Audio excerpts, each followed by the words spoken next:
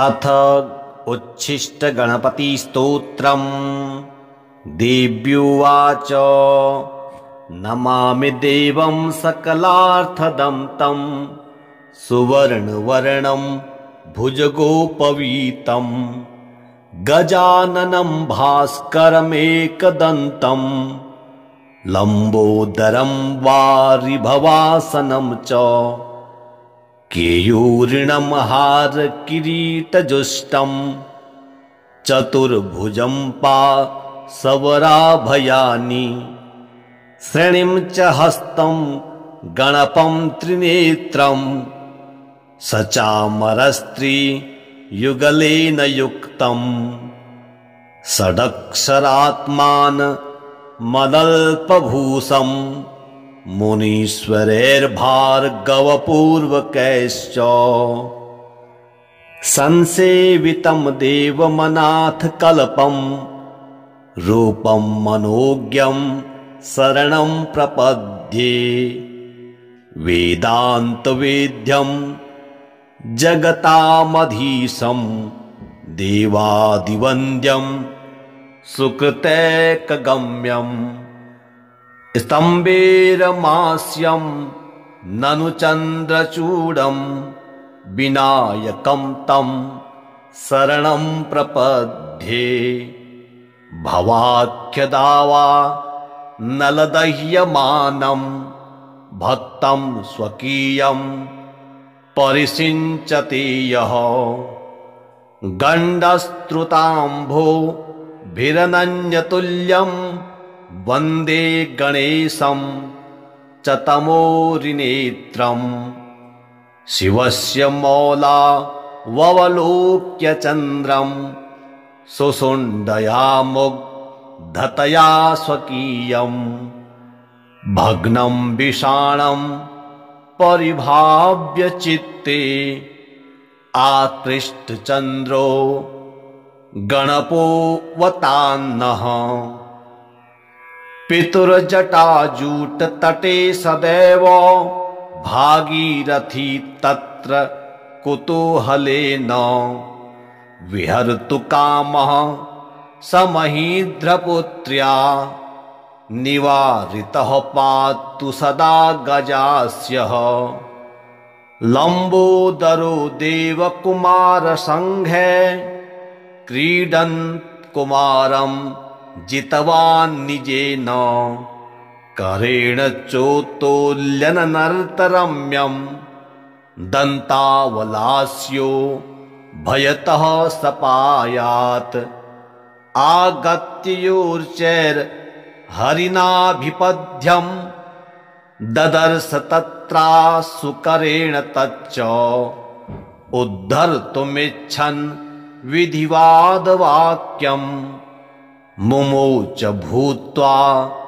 चतुरो गणेशः निरन्तरं संस्कृतदानपट्टे लग्नातु गुञ्जद् भ्रमरावलिं वै तं श्रोततालैरपसारयन्तं स्मृत् गजास्यं निजहृत्सरोजे विश्वेशमौले स्थितजाह्नुकन्या जलं गृहीत्वा निजपुष्करेण हरं सलीलं पितरं स्वकीयं प्रपूजयन् हस्तिमुखसपायात् स्तम्भेरमास्यं धृष्णाङ्गरागं सिन्दूरपूरा ऋणकान्तकुम्भं कुचन्दनाश्लिष्टकरं गणेशं ध्यायेत् स्वचित्ते सकलेष्टदं तं सभीष्ममातुर्निजपुष्करेण जलं समादाय कुचोष्वमातुः प्रक्षालयामास षडास्य पीतौ स्वार्थं मुदेश कलभाननोस्तु सिञ्चामनागं शिशुभावमाप्तं केनापि सत्कारणतो धरित्र्याम् वक्तारमाध्यं नियमादिकानां लोकैकवन्ध्यं प्रणमामि विघ्नम् आलिङ्गितं चारुरुचा मृगाक्षा संभोगलोलं मदविह्वलाङ्गम् विघ्नौघविघ्नं सनसक्तमेकं नमामि कान्तं द्विततानतं तम् हेरम्ब उद्य द्रविकोटिकान्तः पञ्चाननेनापि विचुम्बितास्यः मुनीन् सुरान् भक्तजनाश्च सर्वान् सपातु रथ्या सुसदा गजास्यः। देव्युवाच नमामि देवं सकलार्थदं तं सुवर्णवर्णं भुजगोपवीतं गजाननं भास्करमेकदन्तं लम्बोदरं वारिभवासनं च केयूरिणं हारकिरीटजुष्टं चतुर्भुजं पाशवराभयानि श्रेणिं च हस्तं गणपं त्रिनेत्रं सचामरस्त्रियुगलेन युक्तं षडक्षरात्मान् मदल्पभूषं मुनीश्वरैर्भार्गवपूर्वकैश्च संसेवितं देवमनाथकल्पं रूपं मनोज्ञं शरणं प्रपद्ये वेदान्तवेद्यं जगतामधीशं देवादिवन्द्यं सुकृतैकगम्यं स्तम्भेरमास्यं ननु चन्द्रचूडं विनायकं तं शरणं प्रपद्ये भवाख्यदावा नलदह्यमानं भक्तं स्वकीयं परिषिञ्चति यः गण्डस्त्रुताम्भोभिरनन्यतुल्यं वन्दे गणेशं च तमोरिनेत्रं शिवस्य मौलावलोक्य चन्द्रं सुषुण्डया मुग्धतया स्वकीयं भग्नं विषाणं परिभाव्य चित्ते आकृष्टचन्द्रो गणपोऽवतान्नः पितुर्जटाजूटतटे सदैव भागीरथी तत्र कुतूहलेन विहर्तु कामः समहीध्रपुत्र्या निवारितः पातु सदा गजास्यः लम्बोदरो देवकुमारसङ्घे क्रीडन् कुमारं जितवान् निजेन करेण चोत्तोल्यननर्तरम्यं दन्तावलास्यो भयतः सपायात् आगत्य योर्चैर्हरिणाभिपद्यं ददर्श तत्रासुकरेण तच्च उद्धर्तुमिच्छन् विधिवादवाक्यं मुमोच भूत्वा चतुरो गणेशः निरन्तरं संस्कृतदानपट्टे लग्नातु गुञ्जद् भ्रमरावलिं वै तं श्रोतताले रपसारयन्तं स्मृत् गजास्यं निजहृत्सरोजे विश्वेशमौले स्थितजाह्नुकन्या जलं गृहीत्वा निजपुष्करेण हरं सलीलं पितरं स्वकीयं प्रपूजयन् हस्तिमुख सपायात्। स्तम्भेरमास्यं धृष्णाङ्गरागं सिन्दूरपूरा रुणकान्तकुम्भम् कुचन्दनाश्लिष्टकरं गणेशं ध्यायेत् स्वचित्ते सकलेष्टदं तम्। सभीष्म मातुर्निजपुष्करेण जलं समादाय कुचौश्वमातुः प्रक्षालयामास षडास्य पीतौ स्वार्थं मुदेशौ कलभाननोस्तु। सिञ्चामनागं शिशुभावमाप्तं केनापि सत्कारणतो धरित्र्यां। वक्तारमाद्यं नियमादिकानां लोकैकवन्ध्यं प्रणमामि विघ्नम्। आलिङ्गितं चारुरुचा मृगाक्षा संभोगलोलं मदविह्वलाङ्गं। विघ्नौघविघ्नं सनसक्तमेकं नमामि कान्तं द्विततानतं तम्। हेरम्ब उद्य द्रविकोटिकान्तः पञ्चाननेनापि विचुम्बितास्यः। मुनीन् सुरान् भक्तजनाश्च सर्वान् सपातु रथ्या सुसदा गजास्यः। देव्युवाच नमामि देवं सकलार्थदं तं। सुवर्णवर्णं भुजगोपवीतं गजाननं भास्करमेकदन्तं। लम्बोदरं वारिभवासनं च केयूरिणं हारकिरीटजुष्टं। चतुर्भुजं पाशवराभयानि श्रेणिं च हस्तं गणपं त्रिनेत्रं। सचामरस्त्रियुगलेन युक्तं षडक्षरात्मान् मदल्पभूषं। मुनीश्वरैर्भार्गवपूर्वकैश्च संसेवितं देवमनाथकल्पं।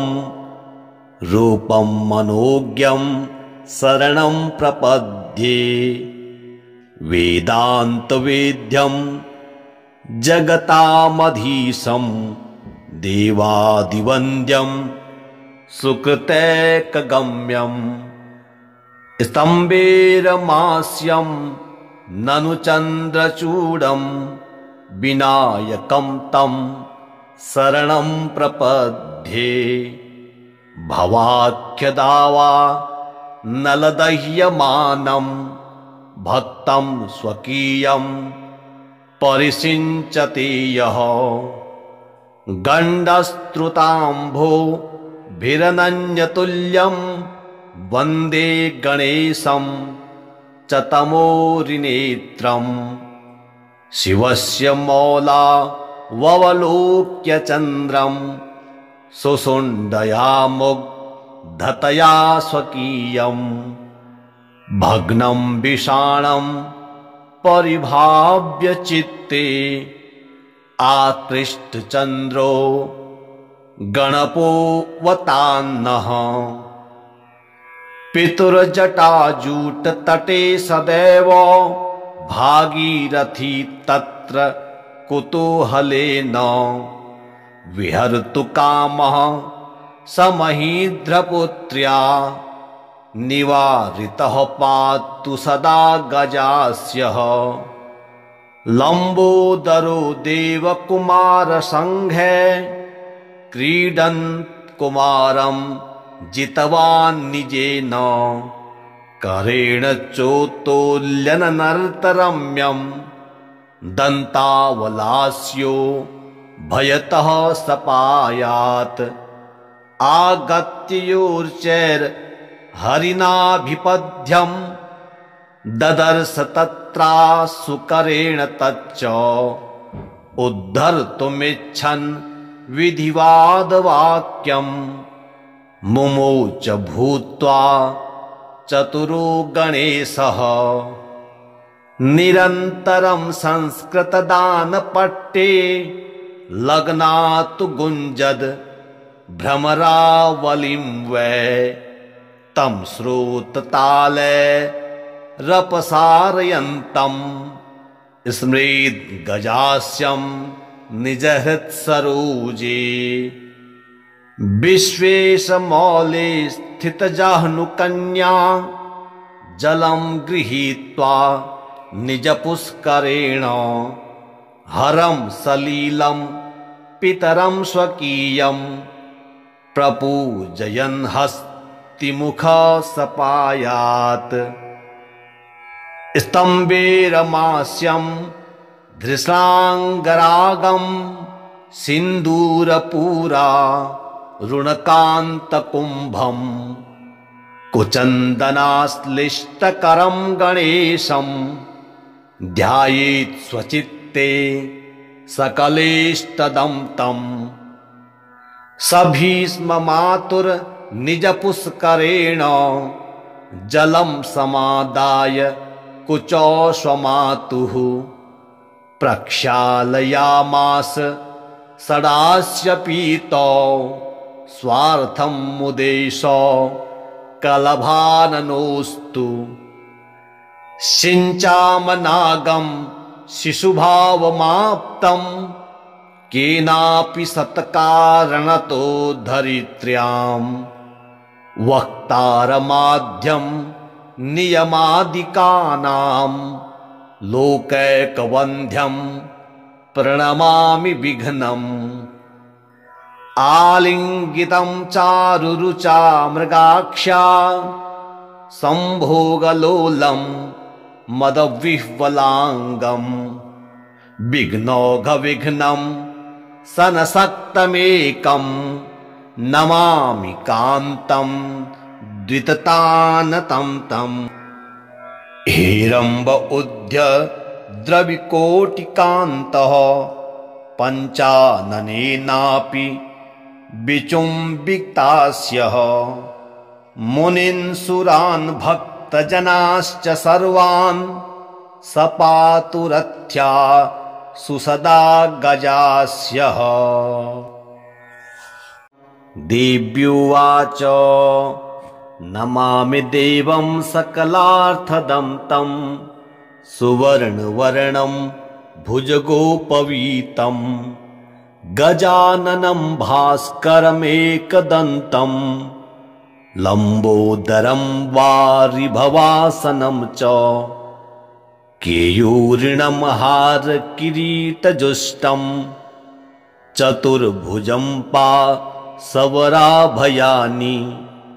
श्रेणिं च हस्तं गणपं त्रिनेत्रं सचामरस्त्रियुगलेन युक्तं षडक्षरात्मान मदल्पभूषं मुनीश्वरैर्भार्गवपूर्वकैश्च संसेवितं देवमनाथकल्पं रूपं मनोज्ञं शरणं प्रपद्ये वेदान्तवेद्यं जगतामधीशं देवादिवन्द्यं सुकृतैकगम्यं स्तम्भेरमास्यं ननु चन्द्रचूडं विनायकं तं शरणं प्रपद्ये भवाख्यदावा नलदह्यमानं भक्तं स्वकीयं परिसिञ्चति यः गण्डस्त्रुताम्भोभिरनन्यतुल्यं वन्दे गणेशं च तमोरिनेत्रं शिवस्य मौलावलोक्य चन्द्रं सुषुण्डयामुग् धतया स्वकीयम् भग्नं विषाणं परिभाव्य चित्ते आकृष्टचन्द्रो गणपोऽवतान्नः पितुर्जटाजूटतटे सदैव भागीरथी तत्र कुतूहलेन विहर्तु कामः स महीध्रपुत्र्या निवारितः पातु सदा गजास्यः लम्बोदरो देवकुमारसङ्घे क्रीडन् कुमारं जितवान् निजेन करेण चोत्तोल्यननर्तरम्यं दन्तावलास्यो भयतः सपायात् आगत्योर्चैर्हरिणाभिपद्यं ददर्श तत्रासुकरेण तच्च उद्धर्तुमिच्छन् विधिवादवाक्यं मुमोच भूत्वा चतुरो गणेशः निरन्तरं संस्कृतदानपट्टे लग्नात् गुञ्जद् भ्रमरावलिं वै तं श्रोतताले रपसारयन्तं स्मृत् गजास्यं निजहृत्सरोजे विश्वेशमौले स्थितजाह्नुकन्या जलं गृहीत्वा निजपुष्करेण हरं सलीलं पितरं स्वकीयं प्रपूजयन् हस्तिमुखसपायात्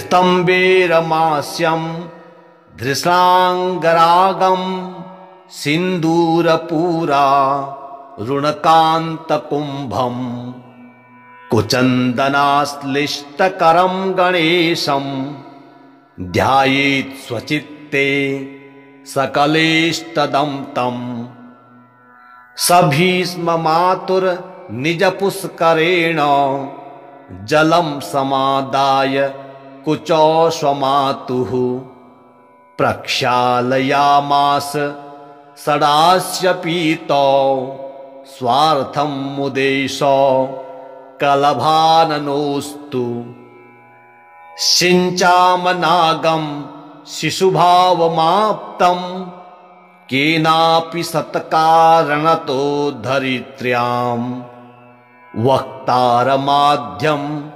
नियमादिकानां लोकैकवन्ध्यं प्रणमामि विघ्नम् आलिङ्गितं चारुरुचा मृगाक्षा संभोगलोलं मदविह्वलाङ्गं विघ्नौघविघ्नं सनसक्तमेकं नमामि कान्तं द्विततानतं तं हेरम्ब उद्य द्रविकोटिकान्तः पञ्चाननेनापि विचुम्बितास्यः मुनीन् सुरान् भक्तजनाश्च सर्वान् सपातु रथ्या सुसदा गजास्यः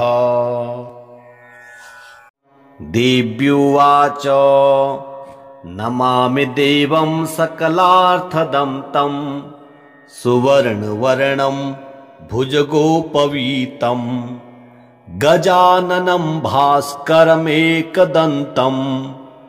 लम्बोदरं वारिभवासनं च केयूरिणं हारकिरीटजुष्टं चतुर्भुजं पाशवराभयानि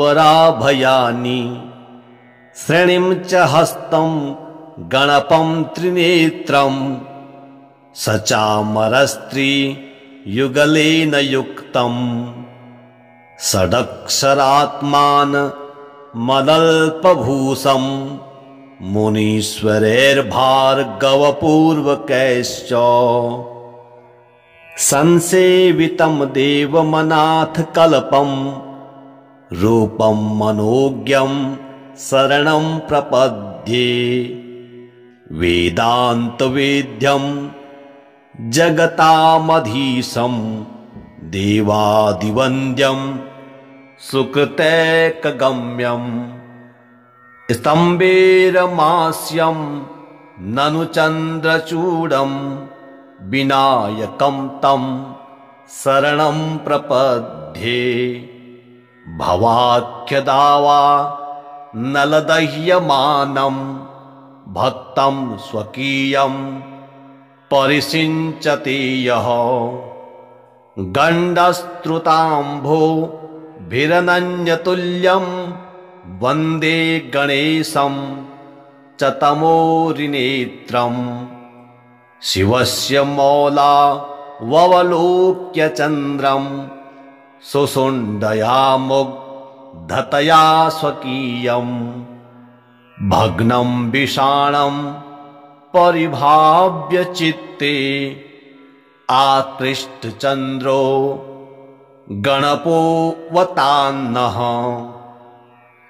पितुर्जटाजूटतटे सदैव भागीरथी तत्र कुतूहलेन।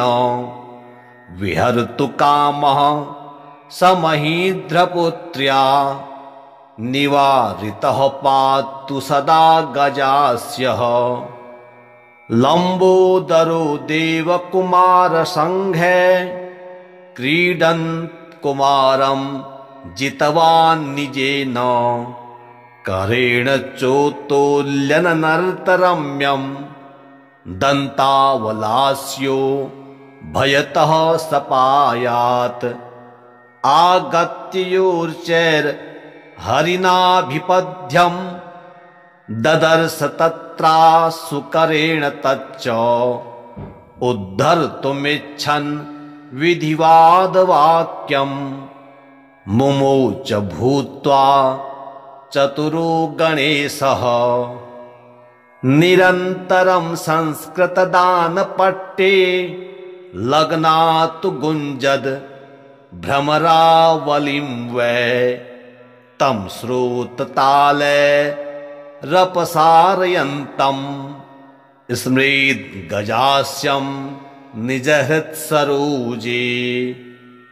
विश्वेशमौले स्थितजाह्नुकन्या जलं गृहीत्वा निजपुष्करेण।